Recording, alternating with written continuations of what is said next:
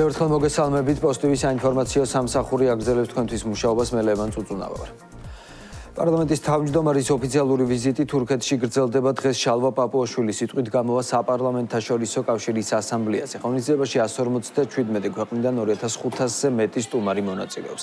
რიგით 152 ასამბლეა სტამბოლში გუშინ გაიხსნა წელს ის მომავალი თაობებისთვის მშვიდობისა და სამართლიანობის უზრუნველყოფას ეძღვნება.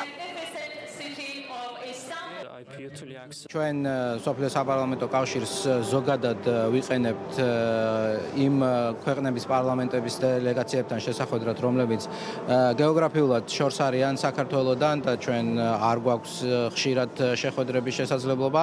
ეს არის ძალიან დიდი აუდიტორია, ფართო აუდიტორია, სადაც ჩვენ შეგვიძლია ვისაუბროთ როგორც იმ გამოწვევებზე, რომელიც საქართველოს აქვს, მათ შორის ოკუპაციიდან გამომდინარე, ასევე იმ წარმატებაზე, რომელიც საქართველოს აქვს სხვადასხვა მიმართულებით რეფორმების წარმატებით ჩატარების გზით. ძალიან მნიშვნელოვანია 152 სესიის მიზანი, ეს არის მშვიდობის, სამართლიანობისა და უსაფრთხოების უზრუნველყოფა მომავალი თაობებისთვის და შესაბამისად ადეკვატური და შესაბამისია ის გზავნილები, რომელიც ჩვენ დელეგაციას ექნება როგორც ორმხრივი შეხვედრების დროს, ასევე პარლამენტის თავმჯდომარეს სიტყვით გამოსვლის დროს. თავარი მესიჯი დამსწრე საზოგადოებისთვის იქნება გაზიარება იმ გამოცდილების, რაც საქართველოს აქვს აი ამ ძალიან რთულ და ტურბულენტურ პერიოდში. საქართველოს საპარლამენტო დელეგაცია თურქეთში მაღალი დონის შეხვედრებს მართავს. შალვა პაპუაშვილი სამხრეთ-აღმოსავლეთ აზიის ქვეყნების ასოციაციის საპარლამენტო ასამბლეის გენერალურ მდივანს შეხვდა. ისაუბრეს მიმდინარე საერთაშორისო კრიზისებზე და მათთან გამკლავებისთვის საპარლამენტო დიპლომატიის გაძლიერების მნიშვნელობაზე. შალვა პაპუაშვილმა ინფორმაცია მიაწოდა საქართველოში დაგეგმილი ერთობლივი კონფერენციის შესახებ, რომლის ფარგლებშიც შავი ზღვის ეკონომიკური თანამშრომლობის ორგანიზაციის საპარლამენტო ასამბლეისა და სამხრეთ-აღმოსავლეთ აზიის ქვეყნების ასოციაციის საპარლამენტო ასამბლეის წევრები საერთაშორისო გამოწვევებზე სამსჯელოდ შეიკრიბებიან. პარლამენტის თავმჯდომარე სამხრეთ-აღმოსავლეთ აზიის ქვეყნების ასოციაციის საპარლამენტო ასამბლეის გენერალურ მდივანთან შეხვედრა სოციალურ ქსელში ეხმაურება. შალვა პაპუაშვილმა აუდიენცია პოზიტიურად შეაფასა და ხაზი გაუსვა რეგიონთა შორისი საპარლამენტო დიპლომატიის ხელშეწყობის მნიშვნელობას. ჩვენ ხაზი გავუსვით რეგიონთა შორისი საპარლამენტო დიპლომატიის ხელშეწყობის მნიშვნელობას. შავი ზღვის ეკონომიკური თანამშრომლობის ორგანიზაციის საპარლამენტო ასამბლეის საქართველოს თავმჯდომარეობის კონტექსტში ჩვენ მზად ვართ ხელი შევუწყოთ შავი ზღვის რეგიონსა და სამხრეთ-აღმოსავლეთ აზიას შორის დიალოგს. საერთაშორისო სავალუტო ფონდმა 2031 წლისთვის მსოფლიო ეკონომიკის გრძელვადიანი პროგნოზები გამოაქვეყნა. ფონდის პროგნოზით 2013-2021 წლების რეალური და მყიდველუნარიანი ეკონომიკური კეთილდღეობის პროგრესით საქართველო მსოფლიოს საუკეთესო სამეულშია.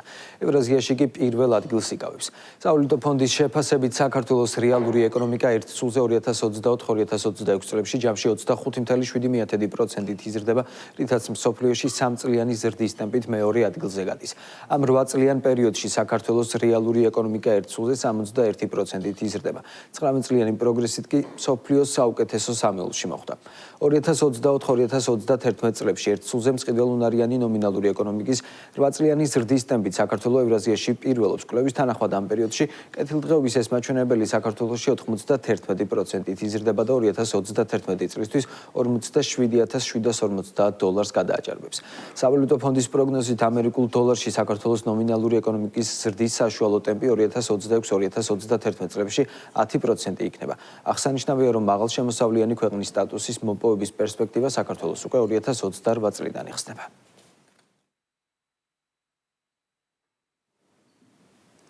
ფინანსთა მინისტრი შეერთებულ შტატებში ვიზიტს განაგრძობს. ლაშა ხუციშვილი მსოფლიო ბანკის მმართველ დირექტორს შეხვდა მხარეებმა ურთიერთთანამშრომლობის საკითხები მიმოიხილეს. ფინანსთა მინისტრმა საქართველოს ეკონომიკის განვითარების ძირითად ტენდენციებზე, მაკროეკონომიკურ და ფისკალურ პარამეტრებზე ისაუბრა. თავის მხრივ მსოფლიო ბანკის მმართველმა დირექტორმა საქართველოს მაღალი ეკონომიკური ზრდის მნიშვნელობა აღნიშნა ქვეყნის მდგრადობის და სათანადო ბუფერების შექმნის კუთხით. საუბარი შეეხო რეგიონული დაკავშირებადობისთვის შუა დერეფნის განვითარების პრიორიტეტულობას. ფინანსთა მინისტრმა შეხვედრა გამართა ევროპასა და ცენტრალურ აზიაში მსოფლიო ბანკის ვიცე-პრეზიდენტთანაც, სადაც მხარეებმა მსოფლიო ბანკის მხარდაჭერით მიმდინარე და დაგეგმილ პროექტებზე ისაუბრეს.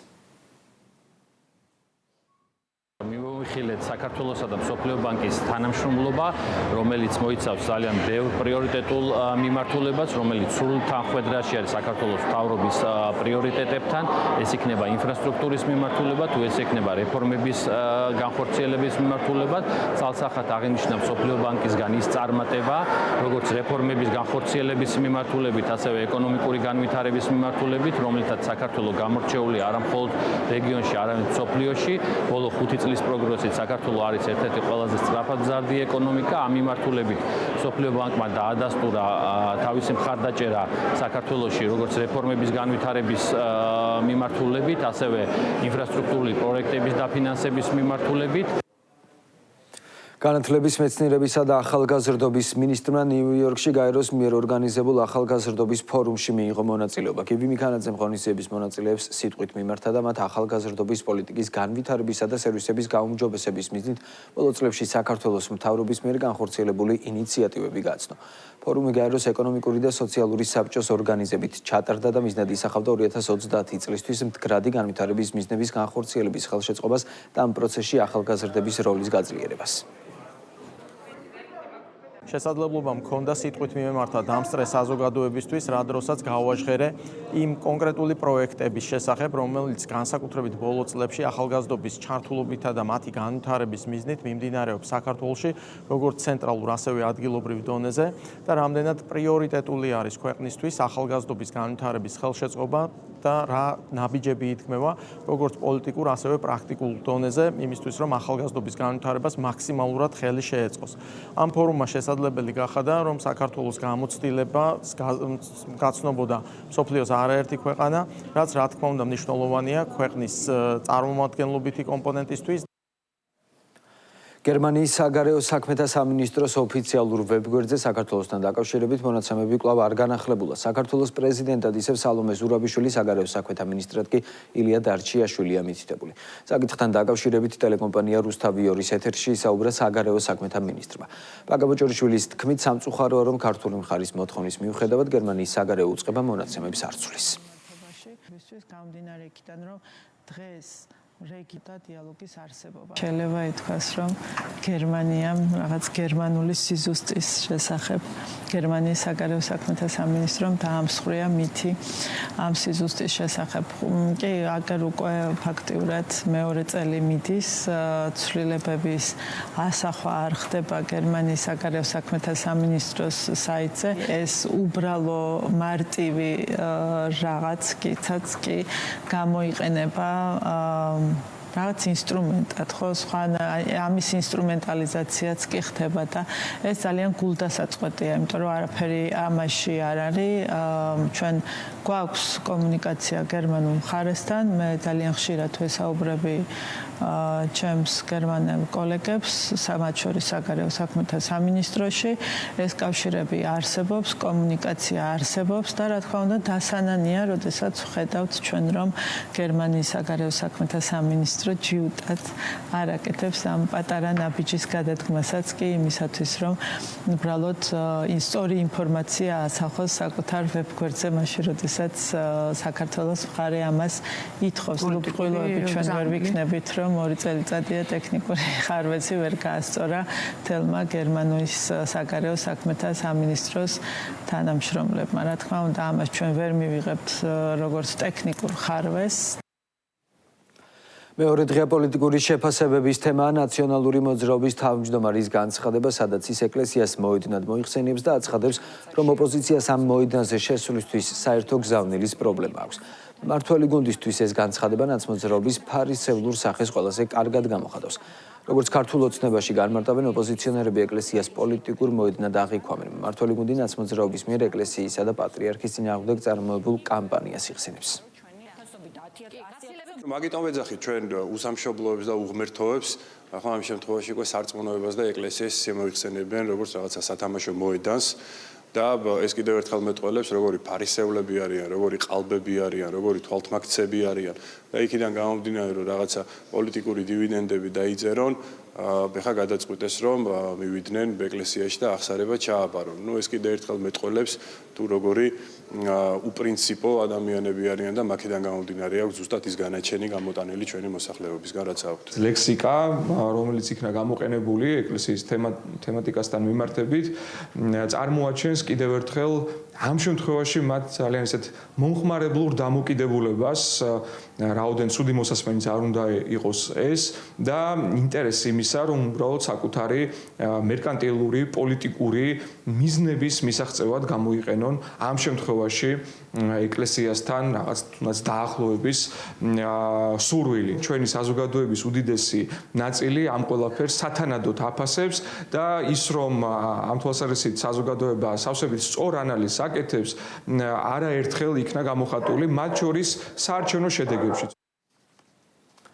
შინაგან საქმეთა სამინისტროს თბილისის პოლიციის დეპარტამენტის ძველი თბილისის მთავარი სამმართველოს თანამშრომლებმა გაუპატიურების ბრალდებით ერთი პირი დააკავეს. გამოძიებით დადგინდა, რომ ბრალდებულმა უცხო ქვეყნის მოქალაქეზე ფიზიკურად იზალადა და მისი ნების საწინააღმდეგოდ სქესობრივი კავშირი დაამყარა. დანაშაული 8 წლამდე ვადით თავისუფლების აღკვეთას ითვალისწინებს.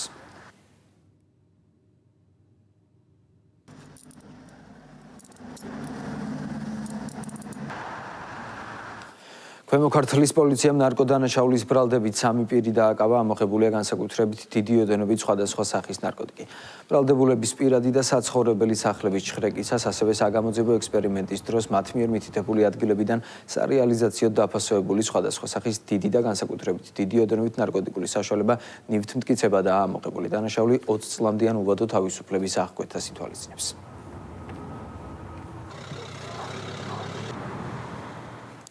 150 დევნილი ოჯახის განსახლების მიზნით ბორჯომში თანამედროვე სტანდარტების საცხოვრებელი კორპუსი შენდება. ახალაშენებულ კორპუსში სრულად გარემონტებული ბინები იმ დევნილ ოჯახებს გადაეცემათ, რომლებიც ბორჯომის მუნიციპალიტეტში ეგრეთ წოდებულ კომპაქტური განსახლების შენობებში ცხოვრობენ. მშენებლობის ბიუჯეტი 15 მილიონ ლარს აჭარბებს. ბორჯომის პარალელურად იძულებით გადაადგილებული ოჯახებისთვის საცხოვრებელი კომპლექსები კიდევ 3 ქალაქში, თბილისში, ზუგდიდსა და რუსთავში შენდება.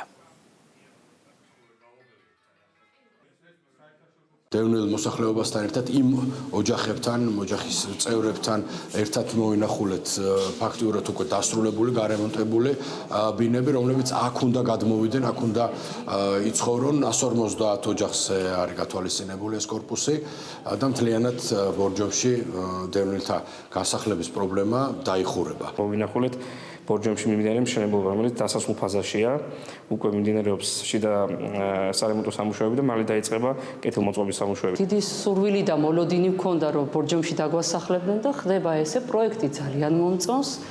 რა ვიცი, ხა მე ჩემი ფართიც მომეწონა, ჩემი გადასახედიდან და რა ვიცი, კმაყოფილი ვართ. და ველოდებით დიდი სიხარული. კასპის მუნიციპალიტეტში ადგილობრივ ფერმერებთან საინფორმაციო შეხვედრა გაიმართა, რომლის ფარგლებშიც მოსახლეობას საქართველოს მელიორაციის კომერციულმა დირექტორმა საირიგაციო მომსახურების ახალი ტარიფი და ფერმერთა მხარდაჭერის მიზნით მოქმედი სახელმწიფო სუბსიდირების სქემა გააცნო. შეხვედრაზე ფერმერებს შესაძლებლობა ჰქონდათ დეტალური ინფორმაცია მიიღოთ როგორც ახალი ტარიფის პრაქტიკულ გავლენაზე, ისე სამელიორაციო სისტემის განვითარების პერსპექტივებსა და მომსახურების ხარისხის გაუმჯობესების მიმართულებებზე. საქართველოს მელიორაცია აგრძელებს შეხვედრას რეგიონებში. ამ ეტაპზე ვიმყოფებთ კასპის მუნიციპალიტეტში, სადაც შევქმნით ადგილობრივი ხელისუფლების წარმომადგენლებს, ვისაუბრეთ მიმდინარე პროექტებზე, გავაცანით ახალი სატარიფო პოლიტიკა, სუბსიდირების მექანიზმები და ის საშეხავათო პირობები, რომლებითაც ისარგებლებენ ფერმერები მიმდინარე საირიგაციო წლის განმავლობაში. ახობიერი შეხვედრა იყო განვიხილეთ მიმდინარე პროექტები, გაყენებული იდგა ის საკითხები, რაც აწუხებს ჩვენი სოფლის მოსახლეობას, მიეცეს საშუალება, რომ მიმდინარე რწყვის სეზონი ჩაატაროს ნორმალურად და არ შეექმნას პრობლემები. რუსთავში კულტურის სახლის ისტორიული შენობის რესტავრაცია, რეაბილიტაცია სრულდება პროექტით საკონცერტო დარბაზის განახლება, შიდა სივრცის რეაბილიტაცია და შენობის ფასადის რესტავრაცია გათვალისწინებული. შენობა უზრუნველყოფილი იქნება სასცენო აპარატურით და ადაპტირებული იქნება განსაკუთრებული საჭიროებების მქონე ადამიანებისთვის. გარე პერიმეტრზე კი მწვანე სივრცეები მოეწყობა. ინფრასტრუქტურული განახლების პარალელურად მთლიანად იცვლება ძველი კულტურის სახლის კონცეპტუალური დატვირთვაც. ფუნქციოდ დარჩენილი ამორტიზებული შენობის ადგილზე არტ-პავილიონი გაიხსნება, სადაც ხელოვნების როგორც კლასიკური, ისე თანამედროვე მიმდინარეობები იქნება წარმოდგენილი. რესტავრაციის შემდეგ ჩვენს ქალაქში 1958 წელს კლასიციზმის არქიტექტურული სტილით ნაშენებ შენობას შეუნარჩუნეთ ავთენტური იერსახე. შენობის განახლებასთან ერთად ვიმუშავეთ ახალ კონცეფციაზე, რომელიც ჩვენს ქალაქში ამ შენობას და ჩვენს ქალაქს მისცემს ახალ შესაძლებლობას და გააჩენს ახალ კულტურულ კერას. არტ-პავილიონი გახლავთ ახალი მულტიფუნქციური საკონცერტო დარბაზი რუსთავში. ეს გახლავთ ძველი კულტურის სახლი, რომელიც ახალ სიცოცხლეს ფაქტიურად ძალიან სწრაფად დაიწყებს. აქ ჩვენ შევხვდებით არაერთ მიმართულებას სახელოვნებო ცხოვრებიდან. ეს ადგილი იქნება ფაქტიურად დიდი შეკრების ადგილი. რუსთავის საკრებულოს თავმჯდომარე პირველ მოადგილესთან და ახალგაზრდობის განათლებისა და კარიერული განვითარების ცენტრის დირექტორთან ერთად ქალმეწარმეებს შეხვდა საუბარი შეეხო რუსთავის მუნიციპალიტეტის მიერ ქალთა ეკონომიკური გაძლიერებისთვის განხორციელებულ აქტივობებს და ინიციატივებს. საუბარი შეეხო არსებულ თანამშრომლობას და პროცესში გამოვლენილ საჭიროებებს, ასევე მუნიციპალიტეტის მიერ განხორციელებულ სიახლეებსა და ინიციატივებს, რომლებიც სამეწარმეო საქმიანობის განვითარებას ემსახურება. ბავშვობიდან მე რაც თავი მოხსოვს, სულ ქსოვდა ვკერავდა, სულ რაღაცებს ვქმნი და ეს იყო უბრალოდ ჰობი. დღესდღეობით კი რუსთავმა ეს აქცია ჩემს საქმიანობად შესაძლებლობად რომ განვითარდე უფრო. ასეთი იყო ახალი ამბები პოზიტივის საინფორმაციო სამსახური თქვენთვის მუშაობა ზუსტად 13 საათზე გააგრძელებს.